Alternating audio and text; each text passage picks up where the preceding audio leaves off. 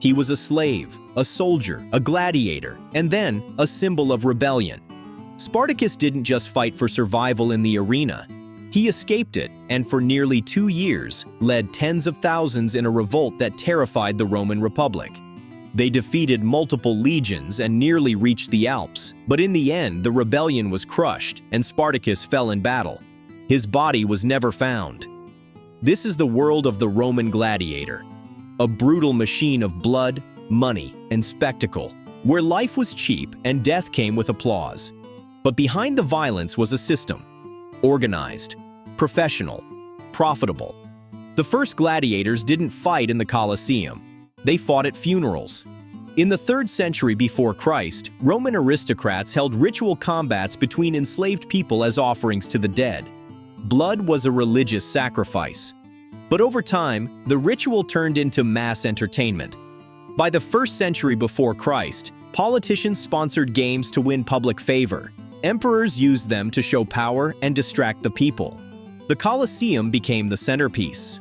With space for 50,000 spectators, it had trapdoors, elevators, and underground tunnels to move men and beasts. The shows ran all day: animal hunts in the morning, executions at noon, and gladiator fights in the afternoon.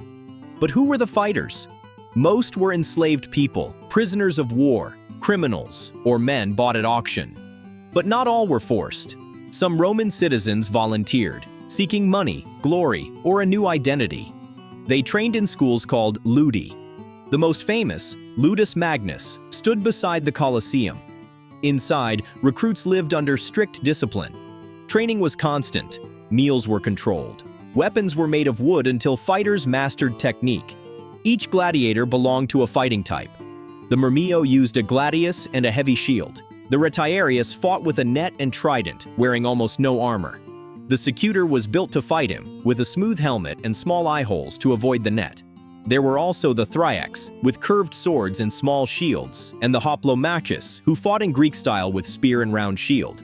Fights were not random. They were choreographed and balanced.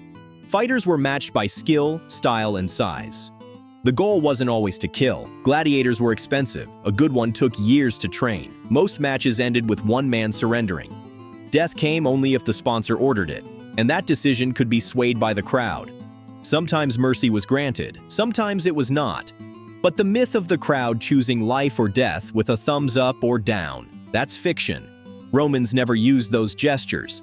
The decision was made by the editor, the person in charge of the games, and the signal was subtle, often a wave or nod. And then there were the champions, names that spread across the empire, fighters who became celebrities. Some earned their freedom, a few became rich, but most died young. Gladiators lived hard, trained harder, and died fast. But they were more than killers. They were icons of Roman culture, admired, feared, and remembered, and their stories still echo today.